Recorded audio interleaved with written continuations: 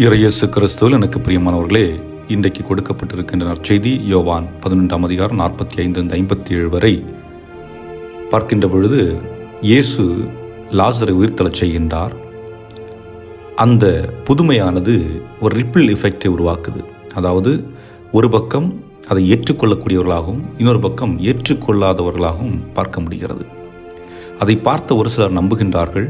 ஆனால் ஒரு சிலர் பரிசேயர்களிடம் சென்று இந்த விடயத்தை சொல்லுகின்றார்கள்.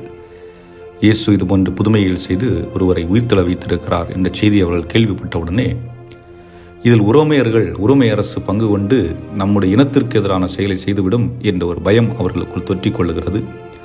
ஆகவே இவரை நாம் அழித்து விட வேண்டும் என்ற எண்ணமும் அவர்களுக்குள் உருவாகிறது. ஆக இந்த நற்செய்தியை நாம் 3 பகுதிகளாக பிரிப்போம். முதல் பகுதியிலே இயேசு லாசரை உயிர்த்தெழச் செய்கின்றார்.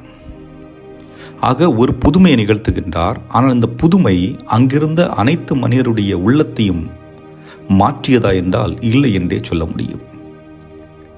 காரணம், புதுமை என்பது ஒரு சில நேரங்களிலே ஒரு விதமான உத்வேகத்தை கொடுக்கும், ஒரு சிலருக்கு விசுவாசத்தை ஆழப்படுத்தும். ஆனால் அவர்கள் தங்களுடைய உள்ளத்தை கடவுளுக்காக திறக்கவில்லை என்றால் அது உண்மையான விசுவாசத்தை அவர்களுக்கு கொடுக்காது என்பதுதான்.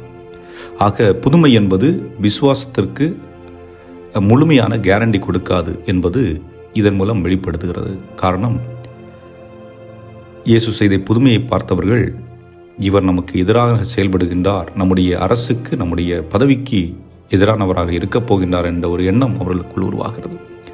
இதை நம்முடைய வாழ்வில் ஒப்புமைப்படுத்தி பார்த்தோம் என்றால் இப்படி வைத்துக்கொள்வோம்.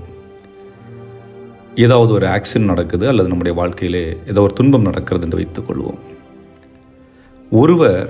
இருவருக்கு நடக்கிறது. அதில் ஒருவர் அடிபட்ட பிறகு அவர் காப்பாற்றப்பட்டு விட்டால், கடவுள் என்னை காப்பாற்றி விட்டார் என்று தன்னுடைய வாழ்வை மாற்றி அமைத்துக் கொள்ளக்கூடிய ஒரு நிலையில் இருப்பார். இன்னொருவர் கடவுள் என்ற தன்மைக்கே போகாமல், நான் ஒரு லக்கில் காப்பாற்றப்பட்டேன், லக் அப்படின்னு சொல்லிட்டு வேறுபடுத்தி காட்டக்கூடியவர்களாக இருக்கின்றார்கள்.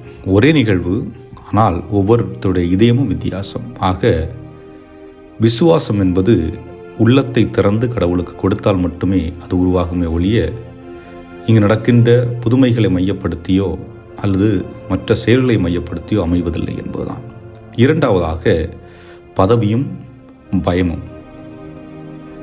இந்த தலைமை குருக்களும் பரிசேயர்களும் ஒன்று சேர்ந்து ஒரு கூட்டம் போடுகின்றார்கள். இந்த கூட்டம் உண்மையை பற்றி பேசுவதற்கோ அல்லது புனிதத்துவத்தை பற்றி பேசுவதற்கோ அல்ல, மாறாக இயேசுவை எப்படி கட்டுப்படுத்தலாம். ஏன்னா அவங்களுக்கு பயம் வந்துடுச்சு. அதாவது இயேசு செய்த தவறு என்பதற்காக அல்ல, தங்களுடைய பதவி பறிபோய்விடும், அரசியல் ரீதியாக நாம் ஒதுக்கப்பட்டு விடுவோம், உரோமையர்கள் நம்முடைய ஆலயத்தையும் நம்முடைய மக்களையும் அழித்து விடுவார்கள் என்ற ஒரு அவநம்பிக்கையோடு இயேசுவை கொல்ல வேண்டும் என்று முடிவெடுக்க ஆரம்பிக்கின்றார்கள். இது நம்முடைய வாழ்க்கையிலே ஒப்புமைப்படுத்தி பார்த்தோம் என்றால், பல நேரங்களிலே பணிபுரிகின்ற சகோதரர்களை நினைத்து பார்ப்போம். ஏதாவது ஒரு கம்பெனியில் வேலை செய்வாங்க அல்லது ஏதாவது தொழில்கூடங்களில் வேலை செய்வார்கள். அவர்களோட புதிய சிந்தனைகள் இருக்கும், நல்ல சிந்தனைகள் இருக்கும், ஆற்றல் இருக்கும். ஆனால் அவர்களை பயன்படுத்த மாட்டார்கள், அவர்களுக்கு ஒதுக்கி வைத்து விடுவார்கள். அதாவது அவர்கள் செய்வது தவறு என்றோ அல்லது அவர்களுடைய உதவி தேவை இல்லாமல் போய்விடும் என்றல்ல, மாறாக இவர்களுக்கு முன்னுரிமை கொடுத்தால் நம்முடைய ஸ்டேட்டஸை நாம் இழந்து விடுவோம் என்ற ஒரு பயம் அவர்களுக்குள் இருக்குமாக, தன்னுடைய பதவி பறிபோய்விடும், நான் முன்னேறி செல்ல வேண்டிய பாதை தடுக்கப்பட்டுவிடும் என்று திறமையானவர்களை வெளிப்படுத்த விடாமல் அவர்களை தடுத்து நிறுத்துகின்ற பல நிகழ்வு நாம் இருக்கின்ற இந்த சமூகத்திலும் நடந்து கொண்டு தான் இருக்கிறது. அதே தான் இங்கு இயேசுவுக்கும் நடக்கிறது. அதே போன்று மூன்றாவதாக பார்க்கின்ற பொழுது, அந்த நேரத்திலே அந்த கூட்டத்திலே கைப்பாஸ் என்பவர் சொல்லுகின்றார்.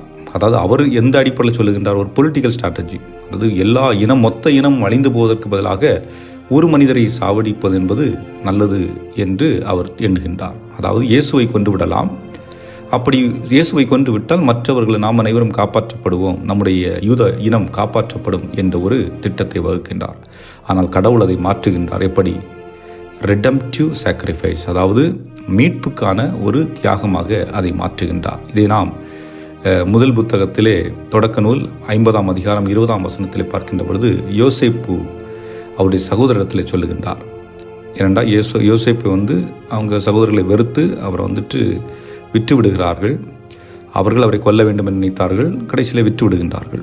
அதாவது நீங்கள் எனக்கு தீமை செய்ய நினைத்தீர்கள், ஆனால் கடவுள் தீமையை நன்மையாக மாற்றினார் என்று சொல்லுகின்றார்.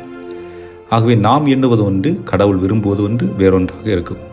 பிறர் நமக்கு தீங்கு இழைக்க நினைக்கலாம், ஆனால் தீங்கு நன்மையாக மாற்றக்கூடிய ஆற்றல் இறைவனத்தில் இருக்கிறது என்பதை நாம் மறந்துவிடக்கூடாது. இதற்கு எடுத்துக்காட்டு சிலுவை.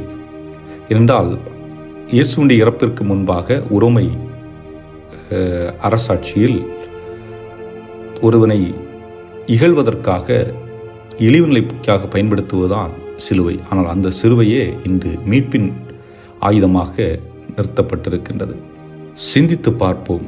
நம்முடைய வாழ்க்கையில் பல புதுமைகள் நிகழ்ந்திருக்கலாம், நம்முடைய வாழ்க்கையில் இறைவனை நாம் அனுபவித்திருக்கலாம். ஆனால் எப்பொழுதாவது நம்முடைய உள்ளத்தை இறைவனுக்கு திறந்திருக்கின்றோமா? இறைவன் நமக்கு பலர் வழியாக பல நல்ல செயல்களை செய்திருப்பார்கள்.